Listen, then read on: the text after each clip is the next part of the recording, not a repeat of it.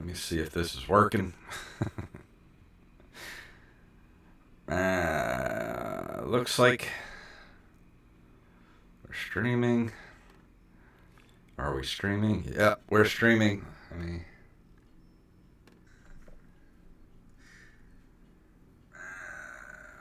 Looks like. All right, sweet. Yeah, this is a lot different than going live to Twitch.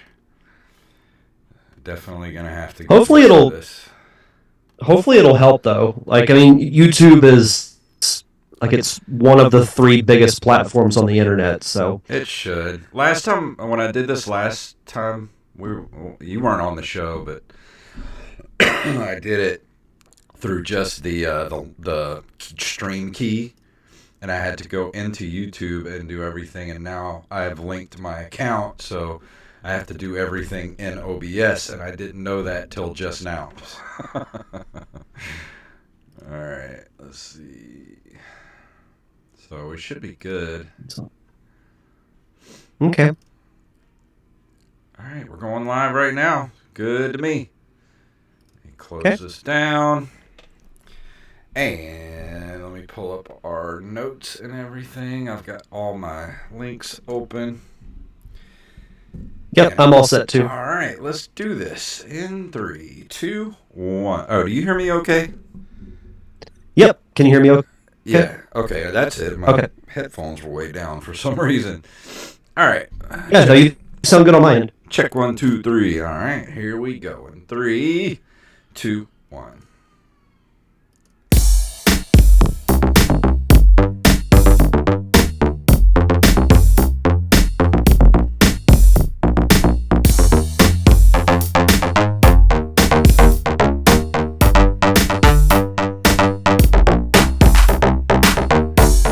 Greetings, programs, and we're back for another episode of the Nerd Cave Retro Show. My name is Jason Robbins. And I am not award-winning comedy writer Wally Phelps, but I am award-winning comedy writer Derek Diamond. He has returned to the pilot seat. Back from my travels, back from film screenings, all that fun stuff. But it's good to be back. I've missed doing the show. It felt weird not sitting here on a Monday night, so I'm glad I'm back. It was weird not having you here. And then I had everything planned out for the last 2 weeks. I was like, all right, we'll have Wally, and then we'll have Jacob. And then Jacob, lost his father, so I had to scramble to get Wally back on the show for Monday. And I did an early review. I wasn't ready to review it yet because I hadn't finished the game, but I went ahead and reviewed Minish Cap. And I'm actually still playing it. I'm on track for the 4th element right now, and should be done with it within the next week or so. Well, worst case scenario, we could always do a revisit of it. Yeah, I'm enjoying it, man. Have you started it yet? I haven't yet. I've been wanting to. I did listen to both the shows that Wally did, so Wally, thank you for filling in for me over the last couple of weeks. But it sounds really fun from what you were saying, and it's a Zelda game that I don't really know a ton about because I never played it. One of the few Zelda games I haven't played, but I did over the weekend. I played through the original Legend of Zelda and beat it yesterday. And I was thinking, because we have Tears of the Kingdom coming out in a couple of weeks, what if, because I think my next review is the Monday after it comes out, what if we revisit that game? I'm okay with that. I'd like to go back and replay it.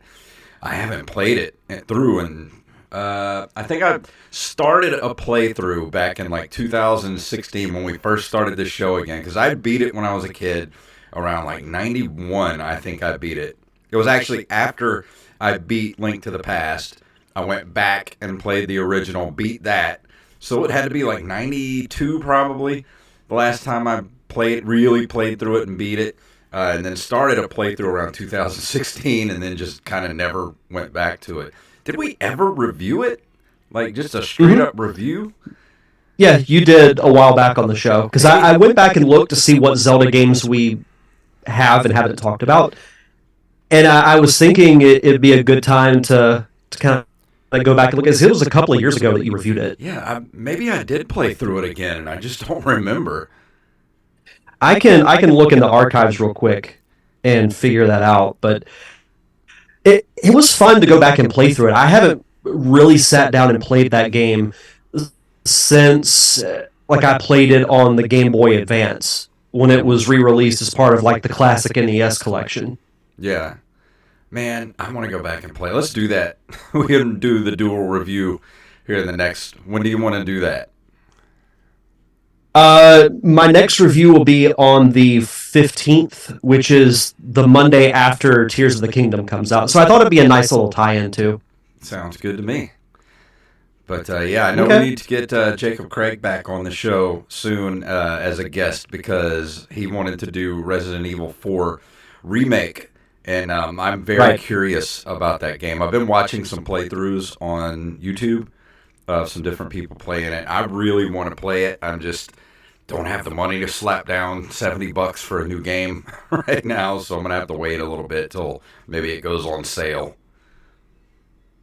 Yeah, I'm not looking forward to having to pay $70 for Tears of the Kingdom. I know it'll be worth it, but still, like, it's just a sign that like games, like everything else, are more expensive now. Yeah, I don't like it, and that's I'm not a fan either. it's gonna hurt $70 for a new game, and I have to get Tears of the Kingdom when it first comes out. I mean, it's Zelda, man. I gotta play it. I feel like I'd ruin my reputation if I didn't get it the first day it came out. Yeah, no kidding. But anything you wanted to throw out there before we go into the news tonight? Anything about your trip? I went to Denver for our 1 year anniversary. It was great. I didn't want to come back. Weather was perfect. Not too hot, not too cold. I'm sure I probably gained at least 5 pounds from all the food that we ate. But it was really good. And then last week I was part of a like local film screening where we showed the feature, some other locally made projects. We played Survey, which I hadn't watched that in I won't say several years because it was several years ago that it was made, but it's probably been at least 2, maybe 3 years since I've watched it. So it was good to watch that again, and we did a Q&A afterwards, and it was a lot of fun. That's awesome. So what's the signature dish out of Denver? You know how every city kind of has their own signature dish that you have to try. What is Denver? Oh man, An omelet? I don't know. Maybe yeah, it could be. We didn't have. I didn't have an omelet. Trying to think. I don't know that we had a signature dish, but my favorite thing that we had there was like this breakfast place called the Denver Biscuit Company, Ooh. and they have these gourmet type biscuits that you can get, and they had this one called the Franklin. It was this giant biscuit with a giant piece of fried chicken in the middle of it, all topped with mushroom gravy. Really?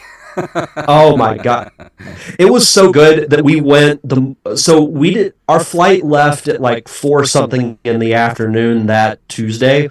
We went back that morning and got that biscuit again. Like that's Wow. how good it was. We went back multiple times. That's awesome. Yeah, I've never heard of that. The a chicken biscuit Denver with Biscuit mustard. Company. Yeah, I mean, mushroom gravy. on it. Mustard gravy would be well. Yeah. First of all, if mustard gravy was a thing, I'd want to at least try it, That sounds good. but I Actually. probably wouldn't like it. And I like both things, so who knows? It might actually be good. Dude, biscuits and mustard are good. Mm.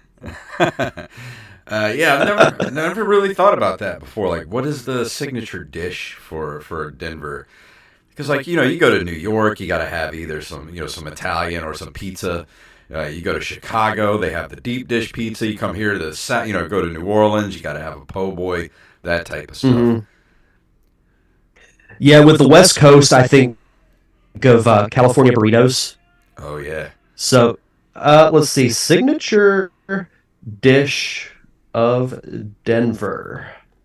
I'm gonna laugh if it says the it's omelet. got to be the omelet. There's all kinds of lists. Uh, on this one, Rocky Mountain oysters Ooh, I figured that is would be number one. one. I don't know that I'd trust seafood from a place that far away from the ocean, though. Dude, that is not seafood. I mean, given that I live in a place where I could like drive 20 minutes and catch my own, I wouldn't trust Yeah, somewhere in the you know Midwest. what Rocky Mountain oysters are, though, right? Well, yeah, but my point still stands. Which I have had what an equivalent called calf fries before when I was in Oklahoma, and I got tricked into eating them. And let me just say, it was not a pleasant experience. I will I not be bet doing that not. again. It reminded me of fried chicken fat, is what it reminded me Oh, of. It was so disgusting. that makes me sick just thinking about it. Yep. And on that note, let's go to the news, shall we? Let's do it.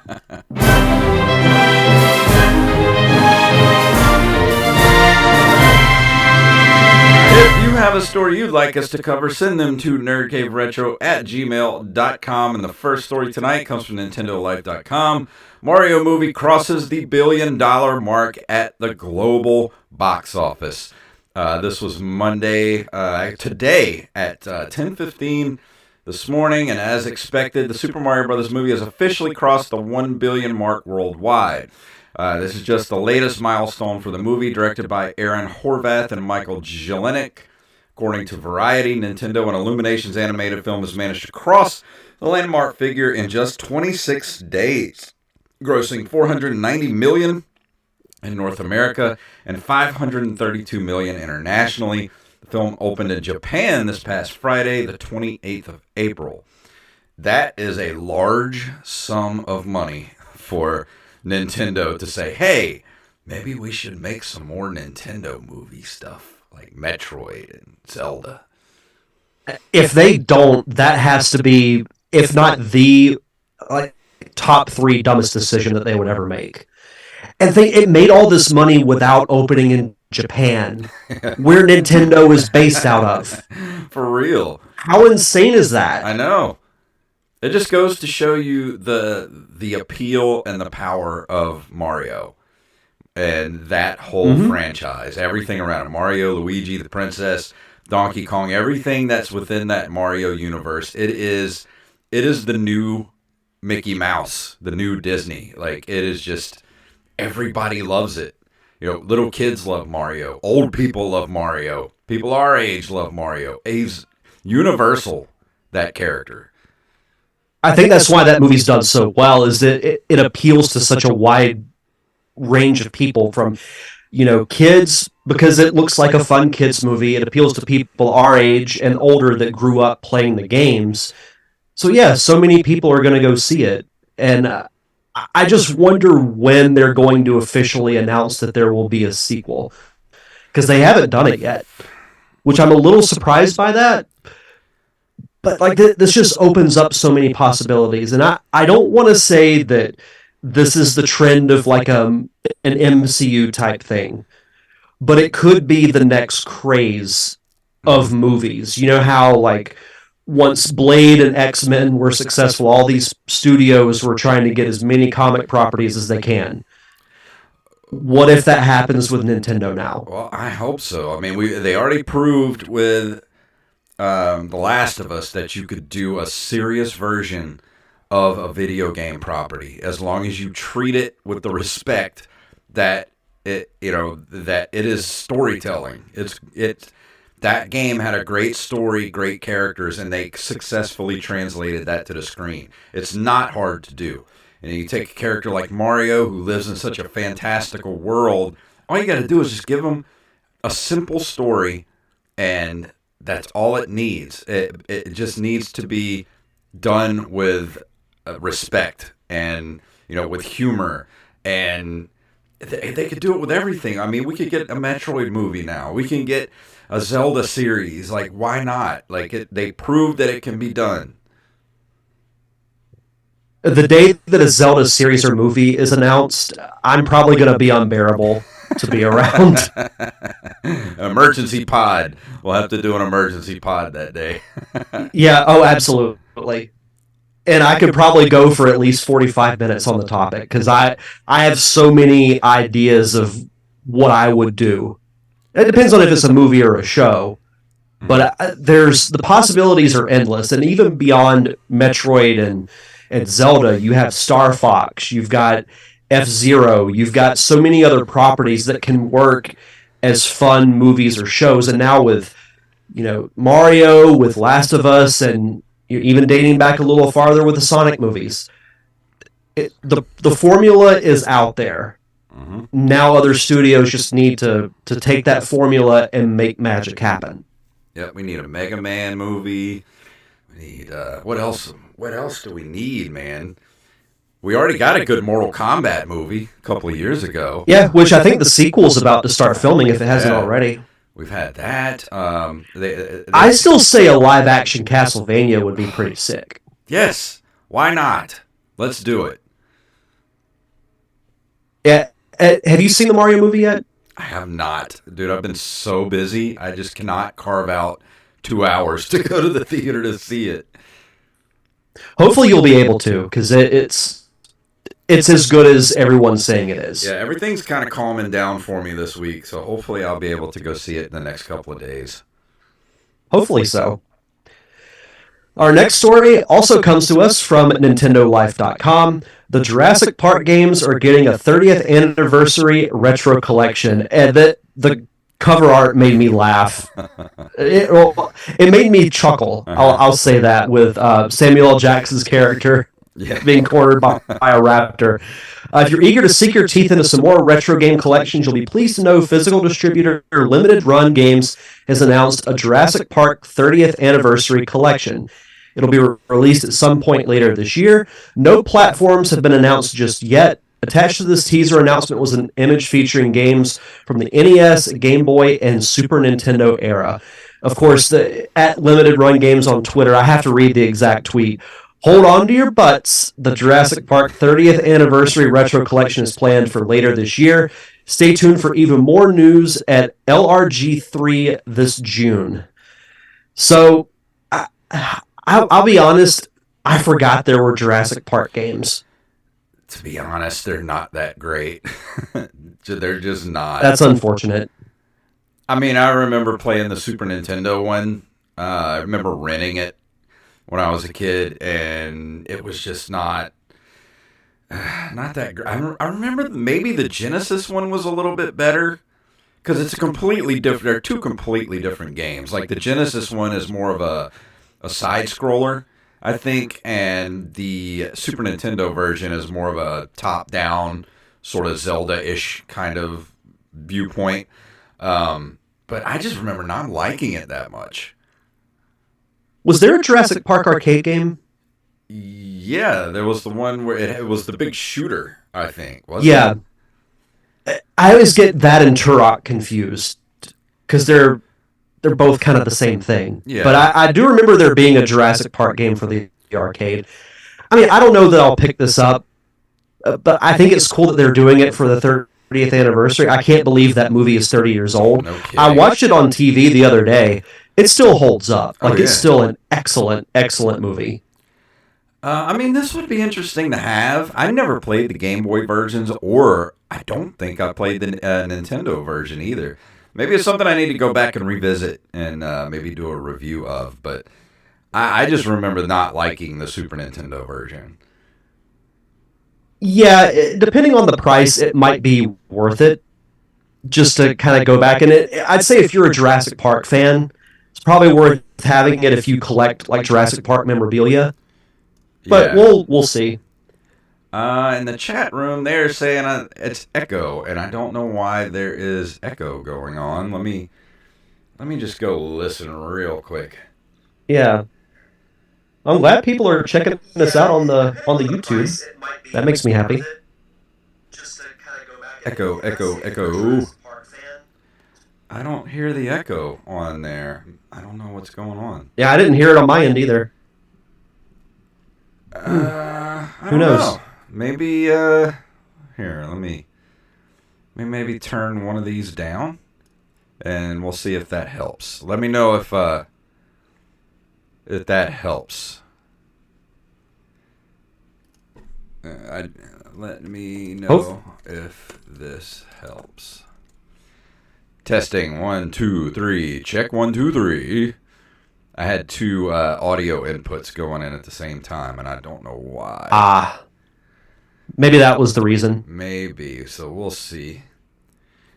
Well, we're only live here on YouTube right now, Joey. Joey Image is in the chat room. Let me check one more time. Sorry, this is how the sausage is made kind of stuff. So. Testing 1, 2, 3. Check 1, 2, 3. I don't hear the echo on there. No, that's weird. But let me know if the Yeah, he says it's not as tinny, so I don't really understand why. That's really echoing. Weird. Derek still. I'm still echoing, but me not as much, or you not as much. Testing 1, 2, 3. Test mic check 1, 2. Testing mic check 1, 2, 3. Well, we'll see. I'll work the bugs out eventually. I mean, it's new platform, so there's gonna be little bugs in the system. Yeah, we'll work them out eventually. But let's see. This next story comes from Eurogamer.net. Atari acquires the rights to 100 plus retro game IP, including Bubsy and Hardball. Let's see. Atari has whipped out its wallet and snapped up the intellectual property rights to over 100 retro games from the 80s and 90s, including Bubsy, Demolition Racer, and more.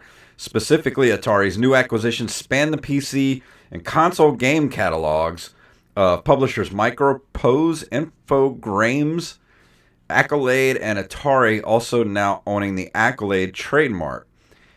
Still hasn't shared a full list of the retro IP it now owns after its most recent splurge, so there will be no time for lengthy bouts of nostalgia, but its announcement did at least call out the aforementioned Bubsy and Demolition Racer alongside Hardball, Pacific 1942 Pacific Air War, F-117A, and F-14 Air Combat Series. So looks like Atari might be trying to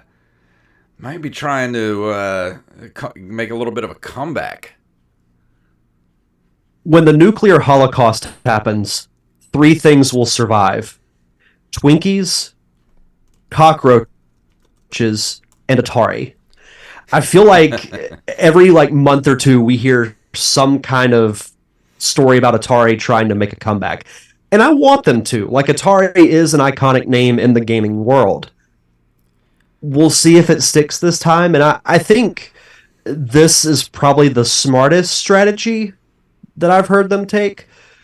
So we'll see what happens. I mean, I think them getting the rights to over 100 games is pretty smart. Yeah, I don't think Atari is quite the company that it used to be back in the day. I think it's complete. It's been bought and sold so many times. No telling who's running that company at this point. So we'll see. We'll see what they're going to do in the next year or two. Maybe one day Nerd Cave Retro will own Atari. Maybe. Pool our money. And we'll hit a Patreon mark. We'll buy Atari. Yeah. If we make $100 million, we will buy Atari. Let's see. Our last story comes to us from hard-drive.net. Everything we know so far about Sega buying, is it Rovio or Ravio? I think it's Rovio. Okay, that's what I'm going to go with. Sega surprised many last week by purchasing Finnish mobile game studio Rovio for $775 million. I didn't know Sega what does this mean for the future? $775 million. As all from the Sonic movies. Yeah. What does this mean for the future of these two companies? Here's everything we know so far. Sega has hinted that these popular cinematic characters might have a whole new world of adventure waiting for them on our home console. Video game adaptations of hit films like Sonic the Hedgehog and the Angry Birds Movie 2 are expected soon. They have to call it Sonic the Movie the Game. Yeah. That would make me so happy. Sega still wants to keep up with Nintendo. This is kind of not a very well laid out article. Yeah, it sort of there's a headline, picture, and then 2 lines of text. Yeah, it just basically they picked up Angry Birds and apparently Flappy Bird or whatever that I remember Flappy Bird. Yeah, rumors are circulating that Sega offered to give the guy that made Flappy Bird $50. He reportedly preparing a counter offer.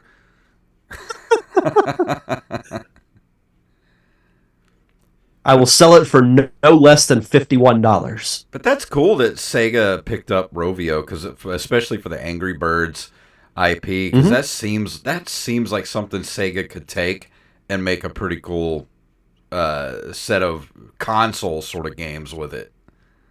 Yeah.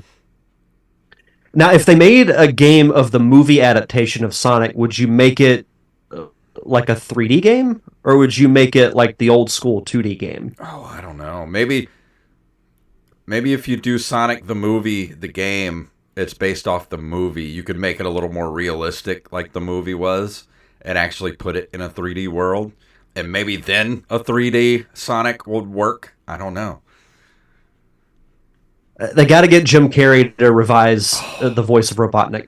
He would. You know he would. I would hope so. I would really hope so. Go ahead. Rampage in the chat room says Nintendo made money on an IP that people love, which means they won't make any more. Probably. Yeah. Would any of us be shocked? No, I would not shock me at all if Super Mario Brothers was a one and done thing. It's like they just wanted to prove their point. Yeah. You're like, okay, now we're done. Of course. Thanks, Nintendo. There was a funny meme I saw on Twitter today. It was one of those like split screen ones where in '93 it had Mario from the live action movie, and he was being laughed at by Mickey standing in front of a Lion King poster. And then it fast forward to 2023, Mario's laughing at Mickey. Yeah. No kidding. How the turns table. How the turntables. But it is time. Shout out to Michael Scott. Yeah, no kidding. I was wondering where I got that from. But it is time to go into this month in video game history.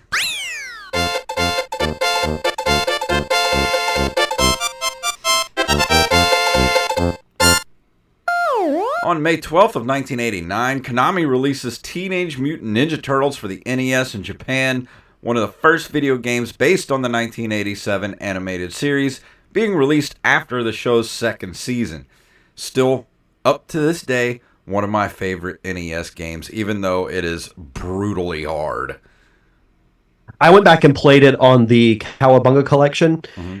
It's still fun, but man, that water level. Once you where you have to disarm those bombs, dude. Once you get used to it, it's watch some speedrunners do it, and you'll get ideas of how to get through that section. That would probably just blow my little mind. Yeah, watching that happen. You got to sacrifice Mikey. Poor Mikey, he gets sacrificed. Kind of a reverse Last Ronin. Yeah, because he was always my favorite character to play in that game when I was a kid, but it didn't occur to me till I got older and started, basically speed running that game, that Mikey is just cannon fodder in that game. He's the turtle you use when you know you got to sacrifice somebody because he's not good at anything. You got to save Donatello. Donatello is the best thing in the game because he's so overpowered. Yeah, it's why I always start with Raph and Mikey, because they're the two worst, because they have such short-range weapons. Yeah, Raph is good to keep for flying, when you know there's going to be a lot of flying enemies, because he one-shots all flying enemies, but for everything else, he's terrible. So I like to try to keep Raph in the back pocket, but usually it's, I'm running the game with Donatello 99% of the time. Yeah, no, that makes sense. Rampage says, make the Sonic movie game to where you can unlock Ugly Sonic. Dude, that's not a bad idea at all. I love that idea, actually. That would be great. I would play that. May of 1995, Enix releases King Arthur and the Knights of Justice for the Super Nintendo. I remember us talking about this, and it seems like a game that I would really like to play. And there's a cartoon series as well. Yeah. Because I remember us talking about that. Weren't But we going to do a review of this and the cartoon series? Because I downloaded a ROM of this, I think the last time we talked about this, and I saw it in my library, and I'm like, why do I have this? And now I just remembered why I have that in my library. yeah. Yeah, no, we should review it. Like, it looks fun. So I'd give it a shot. Yeah, I think we should let's do that for summertime. We'll do that during the summer. Okay. We'll review it, and we'll do a commentary track if we can find the series somewhere. Yeah, it might be wherever Ninja Turtles is. Lord knows what all the streaming services listen to this show, and whatever we're supposed to be streaming, they're just like, nope, you can't have it anymore. That's why the show's gotten more popular. It's actually the streaming executives listening to it. Yeah. You're up next. Oh, let me see. I'm still on the Wikipedia. May 22nd, 2000, rare releases Perfect Dark for the Nintendo 64 in North America.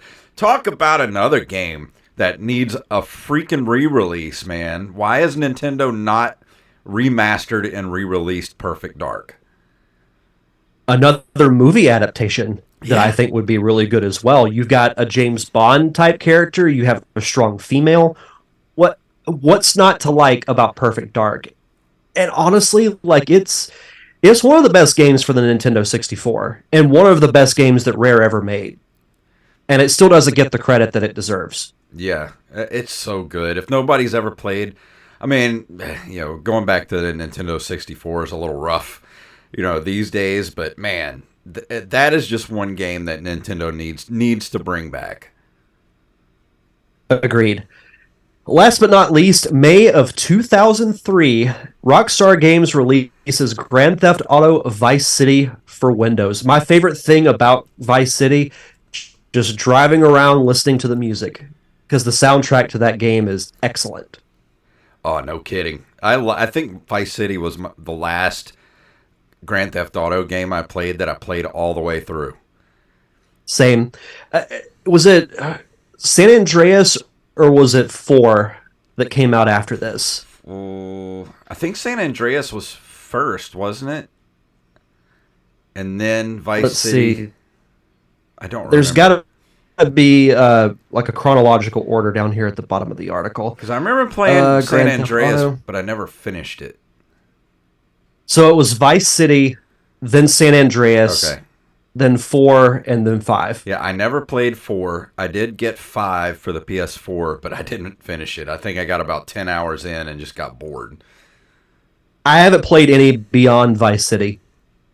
I don't know why. I just haven't. Oh, But yeah. who knows? Rampage says Perfect Dark won't be on Nintendo because it's on Xbox. It is on the Rare Replay collection. That's correct. It still should be a movie adaptation, though. Yeah. I mean, it still needs to be a ongoing game series because it's just good. Mm-hmm. But Totally agree. Before we go into the review for tonight, Derek, would you like to return to doing the shout-outs? Yeah, and there's one in particular I've missed doing. We want to shout out our awesome patrons over at patreon.com/nerdcaveretro. We want to shout out our newest patron, Raven, Danny House, Justin Misspell, John West, Daniel Salmon, Mr. B-Res Coffee himself, Mike Eveland, Tyler Watson, the official fact checker to the official fact checker, Axeblade07, Armez Jackson, Carlos Longoria, a.k.a. I am the Rampage. Rampage! Oh, you have your Staff Sergeant Sketch. You have your Zoom settings where whenever you go over a certain decibel, it cuts out. Oh, crap. Sorry, Rampage. You'll have to go back and take it off and flip that off. I can imagine it only sounds like Rampage. Yeah, it's exactly what it sounded like. That's awesome. Staff Sergeant Sketch, Gus and Penny, Matthew Salmon, Mr. Joey Image, and Mama Diamond herself, Donna Diamond. Thank you all so much for your continued contributions and keeping the lights on for us here at the Nerd Cave Retro Show. There is a commentary track. If you were to touch it, it would still be hot because it's so hot off the presses. Mm-hmm. The two of us, along with Wally, did a commentary track for the first 2 episodes of Tailspin. And it was a lot of fun going back and watching that show. I haven't watched it since the 90s. Me neither. It's one of those few like Disney afternoon shows that's on Disney Plus that I've just never gone back to watch. And I will say that if you go and listen to it, if you're new to the Patreon, or if you go sign up right now and you go listen to it, and all other patrons that have been there, I do apologize because the episode is NSFW because I couldn't help myself with the crude humor during these episodes. So after a while, it was just kind of like, I'm just gonna let it go. Well, it's like once you do it once and you've earned the red E, you might as well just keep going. Like the box has already been opened. Yep. But yeah, we'll have another Patreon poll up soon for some other ideas for you guys to vote on. So be on the lookout for that. But if you want to be a part of our awesome Patreon community for as little as $1 a month, head over to patreon.com/nerdcaveretro. And for new patrons, send us your social media info, whether it's Twitter, Facebook, or Instagram, so we can give you a proper shout out. And tonight, Derek is going to be talking about... Yeah! Ooh. Ooh.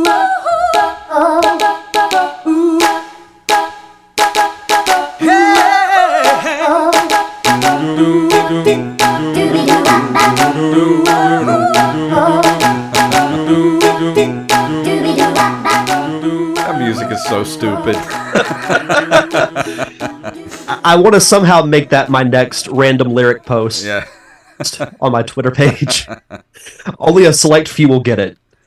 But yeah, this is the second of the 3-way tie that I got on my Patreon poll for my next review. Earthworm Jim 2. Of course, it is the sequel to Earthworm Jim. It is a 1995 run-and-gun platform video game and the second and final game in the Earthworm Jim series developed by original creators Doug Tennaple, David Perry, and Shiny Entertainment. It was released in late 95 and early 96, depending on the region and the video game console, initially being released for the Sega Genesis and Super Nintendo before being ported to other platforms. One of which is the Game Boy Advance, and was regarded as one of the worst ports ever made because it was unplayable. And I remember reading about that back in the day, because I didn't play Earthworm Jim 1 and 2 when they were initially out for the Super Nintendo and the Genesis and other consoles of that era.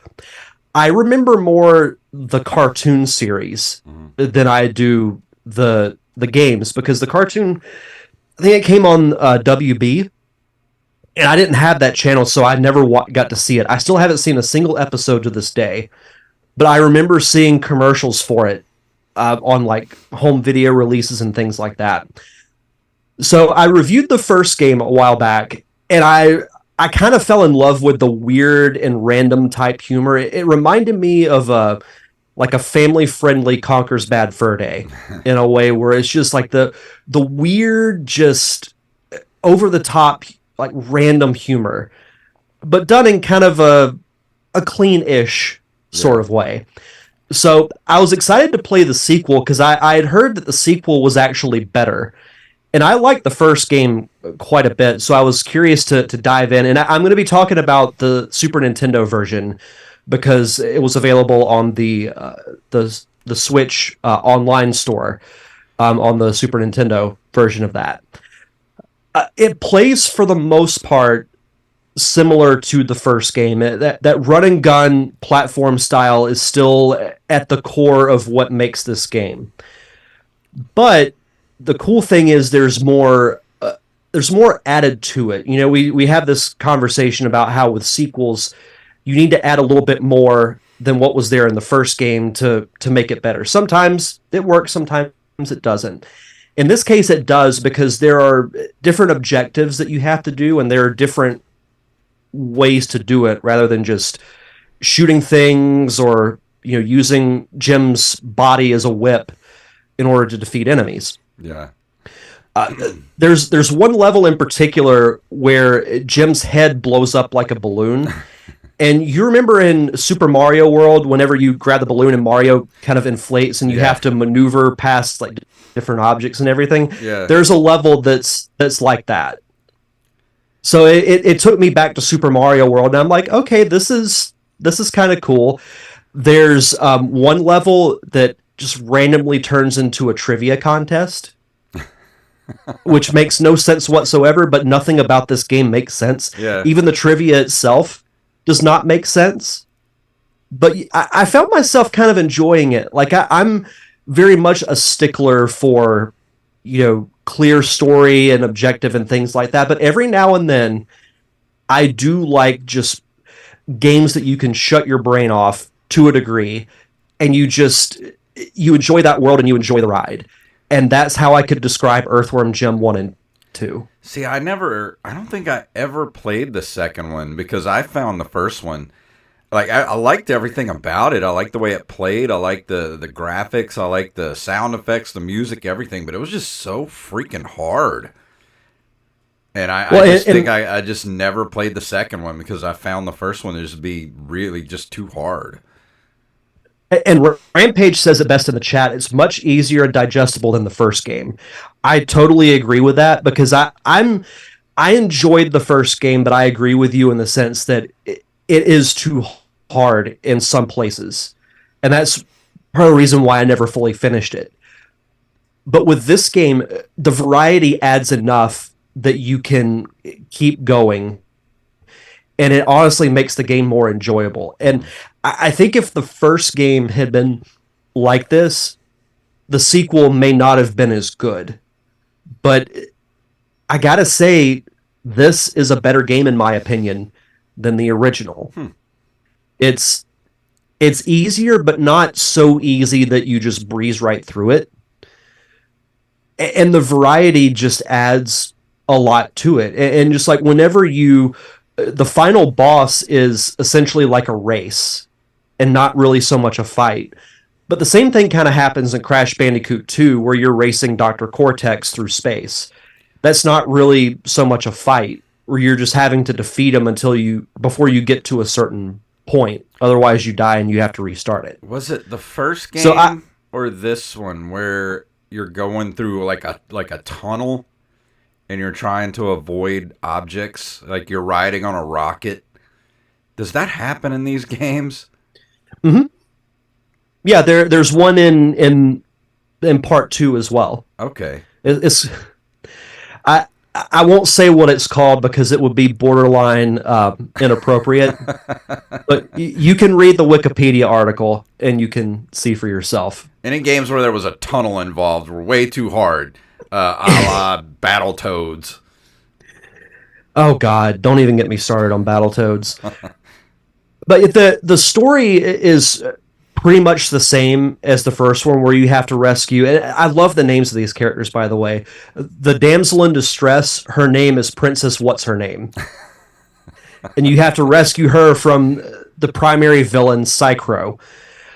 So you go through and you fight some villains that were in the first game as well.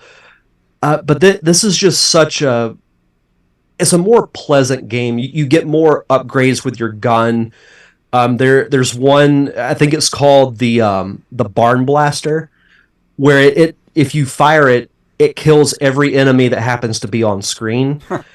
There's a bubble gun, which is completely useless. And there's one that shoots electricity, and there's one that you can use to you have better aim at your targets. Yeah.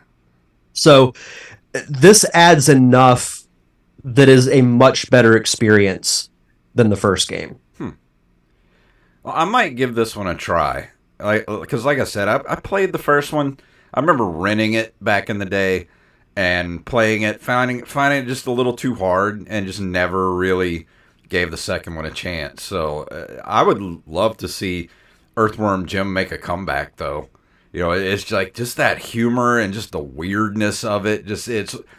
I don't know. It's just something I really like about it because it's just so out there. Wouldn't this have been a perfect cartoon for like the heyday of Adult Swim? Yeah, yeah, exactly. Or like a Comedy Central, or you could even put it on like an HBO Max and it would work. Like this would be, if I were to make like a long list of video games that deserve a cartoon, a live action series, or a movie. I mean, I why not do an Earthworm Jim cartoon revival? Earthworm Jim There'd be an audience for it. seems like he would fit perfectly like in the Rick and Morty universe. They should have him. Well, I don't think the show's around anymore, but I agree with you. It would be that same type of cartoon with that humor. You could probably do the same kind of animation too, Yeah. and it would work. But this is just it's like I said before. It's not like a groundbreaking game where you're going to feel like you've beat the original Legend of Zelda or something that's a little more iconic. But it's the perfect.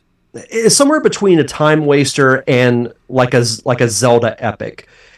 It's enough on the silly side that you can just kind of shut your brain off and enjoy the random humor that happens and just the ridiculous stuff. Like in the first level, there's this, I can't remember what it is, but there's this thing that's in the water that's blocking your way. And what you have to do is you find this pig pen and you grab a pig out of it, throw it down a chute, it goes up in the air and lands on the creature that's blocking you, and that's the only way you can get past it. See, that sounds fun. Like something I would want to play now. Well, it's like you're walking through the level and you're like, what is this pig pen doing here? And then a few feet later, you see this like homemade catapult, and you see it's titled Pig Shoot. And I'm like, okay, well, what do I put the pig in it? And then I go back and you jump in the pen, and these words press down start flashing all over the screen. So you press down and you pick up a pig and you have to just wobble over to the chute. And I'm like, okay, this happens like right at the beginning of the game. And I'm like, okay, this is going to be fun. And there's a lot of other crazy, weird stuff that happens too, but it's fun. Like I actually really liked going back and playing Earthworm Jim or Earthworm Jim 2 for the first time. IGN rated the game 40th on its top 100 SNES games of all time. That's pretty high. Mm-hmm. I never played the Genesis version, so I can't speak to that. But that is pretty high praise. Earthworm Jim's popularity was brief, but he was relevant for a little bit of time. Yeah. Well, there was just that time in the 90s where we just were into weird, gross out humor. We had Beavis and Butthead, we had Ren and Stimpy, weird cartoons like, Cat Dog and stuff like that. And what were some other stuff like Rocco's Modern Life and just weird animation and weird gross out type of stuff. And like Earthworm Jim was just, he screams 90s to me. That's a cartoon we need to do a commentary track for, is Rocco's Modern Life. Oh, yeah. It's still to this day my favorite cartoon of all time. That and Ninja Turtles are the only cartoons that I have the full series in, like on DVD. Dude, if you go back and watch stuff like Courage the Cowardly Dog, like those are so weird. Yeah. There's that would make a good top 5 list too, like top 5 90s cartoons. I think you should do that for the Derek Diamond experience. Actually, I did it before the show ended back in 2021. I remember submitting to that. Yeah. But yeah, that's there's just something about Earthworm Jim that just screams 90s to me. Just because he is a product of what the 90s were in pop culture. Mm-hmm. And I mean, Beavis and Butthead made a comeback. Yeah, exactly. And I didn't think that would happen. And it's good. Have you watched them? Oh, is it good? I haven't seen it. They're there's one episode in season 1. They just started season 2. Dude, there's an episode in season 1 where Beavis is trying to learn how to twerk, and I Oh almost my god. hurt myself laughing during that episode. I'm not kidding. Like, I pulled a muscle laughing in that episode. So go please watch it. I wonder if there's a Beavis and Butthead game. Oh, there's a bunch for Oh, especially is there? there was Okay. some for the Super Nintendo and the Sega Genesis, and they were, I think, different type. Well, there was one I know for a fact that was just kind of like a side scrolling platformer, but and it was the same Beavis, just Beavis and Butthead, but it was different for the Super Nintendo and the Sega Genesis. Like, it was two completely different games. We should do, if there's enough to do it, we should do like a 2 week stretch where we each pick like a 90s obscure like weird humor Yeah. game. I think that'd be fun. Joey, I think the Snorks was 80s. Do you remember the Snorks? I do not remember the Snorks. Let me look that up. They were little people that they're kind of like Smurfs, but on the bottom of the ocean, and they had. Oh, I know of the Snorks. Yeah. Yeah, I think that was 80s. Yeah. Yeah, that was 80. No, that was 70s. Was it? Let's see. Well, the origins of the Snorks go back to 77, Wow. but the animated series ran from 84 to 89. Yeah, I thought that was the 80s. I remember watching the Snorks. Oh yeah, Mask, Mask. That was a cool cartoon too. We should find that if we could have a complex way of seeing the Mask cartoons and maybe doing commentary for those. That'd be fun. Yep. We're perplexed. Yeah. So we need a complex solution. But getting back to Earthworm Jim, like, what kind of a rating would you give it? Well, I wish I could remember what I rated the first game because Yeah, I I don't definitely like remember. this one better. I'm trying to. I closed the window, but reception of the game was very positive. Sources such as IGN and GameZone declared it as better overall than the original, which was also very well received.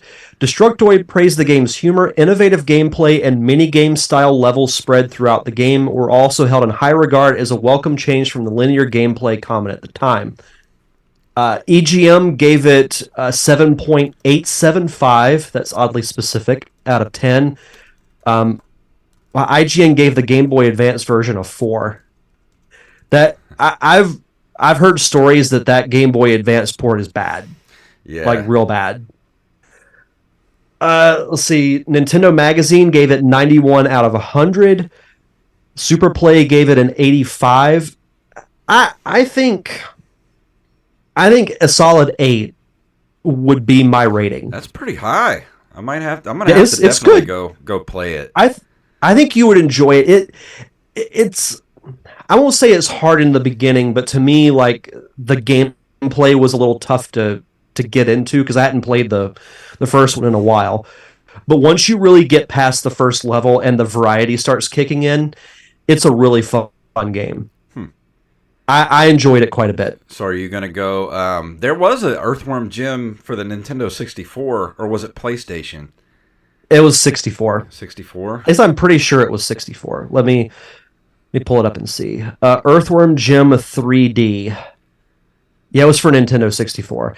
I've heard that it is not great, I imagine but it's garbage. but but the listeners do like when we review the bad games. yeah, I think So you're- I think might have you're to keep due. that one in my back I pocket. think you're due for a bad game here soon. Well, not for my next one, Yeah. but sometime after that. So I think from my next review, I've been really interested to play. There was an NES Avengers game that I kind of dipped my toes into a couple of weeks ago, and I'm really interested in playing it. So I think I might play that this week and review it next week. It's the Avengers for the original Nintendo Entertainment System, and actually, from what Okay. I've played so far, it's not bad. So I'm really I interested had no to kind of deep dive into it. I had no clue there was a Avengers game for the NES.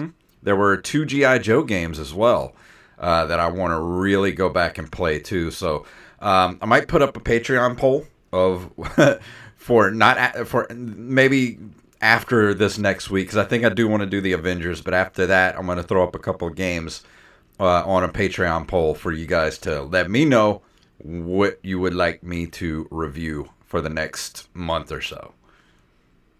It's a good way to make a decision. Yeah, we got to. And in my case, it was a 3-way tie, so it gave me 3 reviews. They did that on purpose. There's no way. Probably, but I like to take trolling and turn it into a positive. We'll put up a poll too for our next commentary tracks as well. And I'm thinking maybe next time, we've done a lot of TV shows. Maybe it's time to go back and do a movie. Maybe. Well, there is a certain iconic character that's returning in The Flash fairly soon. That's a great idea. I think you know what I mean. I like the way you think, sir. You want to get nuts? Let's get nuts. Dude, I geeked out so hard when he said that. I'm like, he better say that in the movie. And then they put it in the trailer, and I'm like... I mean, I know they put it in the trailer to get us there, but man, wouldn't that have been a much better moment to experience that in the theater with everybody? Yeah. I feel like maybe people would have went nuts when that... No pun intended, they would have went nuts when that happened. I feel like they kind of blew their wad a little bit with that. Yeah. Because they already had me. I was already coming because it's Michael Keaton, but I don't know. I kind of wish that moment would have been with a bunch of people in a movie theater,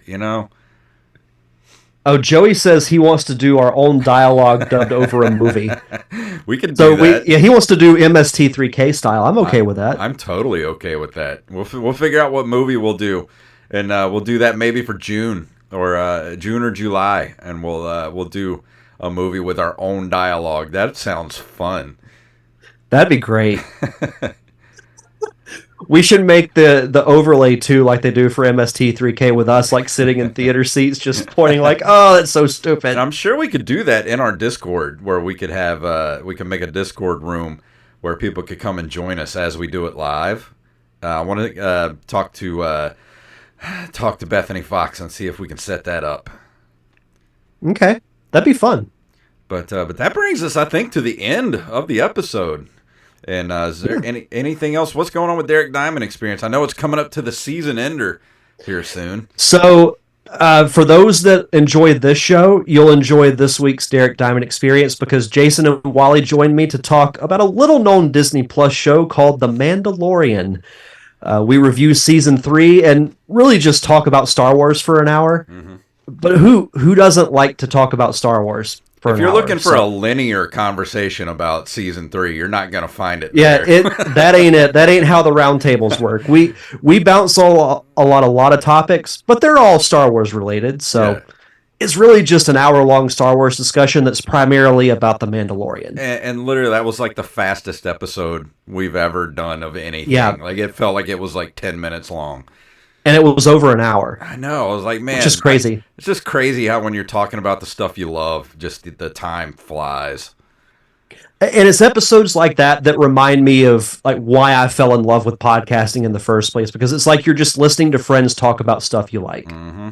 And that's what that roundtable is. So you can go check that out on YouTube and the Derek Diamond Experience podcast feed. Just head over to linktree.com/DDiamondPodcast. And I mentioned it at the end of the episode, but next week I'm doing the toughest top 5 I think that I will ever do. Remind me to get you my list before you do it. So Regan Bell and Christian Jones from formerly the Fantastic People podcast are going to join me. And we're doing top 5 moments from Star Wars. I already know. I'm going to have like... I know my number 1, but as far as the other ones, I might have 20. I mean, Yeah, I'm going to have at least probably 10 honorable mentions. It's going to be hard, but we're recording it on Thursday, ironically on May 4th. So that'll be out next week. I'll put up the post for the top 5 submissions probably right after we finish recording this. Oh. So if you're listening to it on the download, just go to facebook.com/DDiamondPodcast to leave your list. There's so many. What do I make for the other 4 in the top 5? I have my number 1, but the other 4 is going to be tough. Really tough to do. Your number 1 is Qui-Gon saying there's always a bigger fish, right? Yeah, exactly. How did you know? Lucky guess. For the Open Micers podcast, at Open Micers on Twitter and Instagram. Last week, Wally joined me because Jacob couldn't be there, and we talked about the Twitter blue check mark fiasco, and then I gave... The infamous Twitter blue check mark fiasco. Twitter blue check fiasco, and we talked about... I actually gave Wally a quiz, a Dungeons & Dragons Dungeon Master quiz, to see what kind of Dungeon Master he really is. So if you want to go check that out, it is at Open Micers, Twitter, Instagram, and openmicers.com takes you to the website. And I think that's going to do it for this week. Is there anything else that we need to do before we throw out the door? Real quick, May 27th, I'll be hosting another Gulf Coast Film Fest that will include another screening of the feature. Head over to @thefeaturemovie on social media to find out ticket information. Awesome. And I want to, this year, I've been thinking about it. I want to do a big thing, and I need to get you in on it so we can do a double feature with the feature and Monsters Anonymous. But I want to do a big Monsters Anonymous 6-year anniversary this Halloween. Okay. I'm thinking about maybe we should do it. Like, it won't be definitely on Halloween night, but somewhere close to it. And I want to find an actual movie theater to do it. Okay. No, that sounds great. But we'll get together and talk about that offline. Yeah, absolutely. But that's going to do it for this week. Let's go ahead and walk out the door.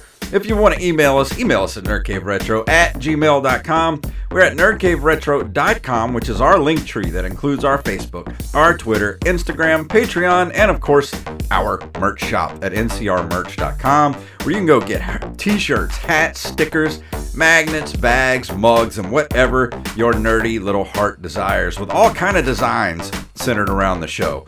And if you want to follow us on social media, it is at nerdcaveretro, at jpunktastic, and at Derek_Diamond. And of course, please leave us a review and or a 5-star rating on all podcasting platforms. So Derek, please tell them what it's all about.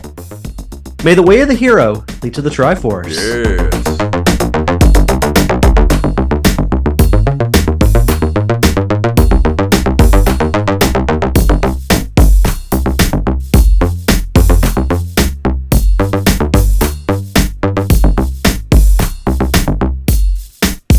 Spoken.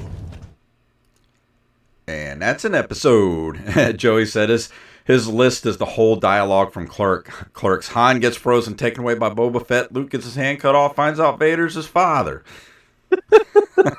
All Jedi had was a bunch of Muppets. I don't think Clerks dialogue counts, though, but maybe it does. I'll allow it. It's Joey image, so I'll allow it. Yeah. Yes, actually, Joey. Well, I got Monsters Anonymous on YouTube, but I do have a 1080p Blu-ray version that I could email to you if there's a way you can load it onto the complex way of distributing movies. Dun dun dun. Dun dun dun. But let me go ahead and get going. Thank you, guys. I will be back in 30 minutes with another episode of Open Micers, and we will see you guys next time.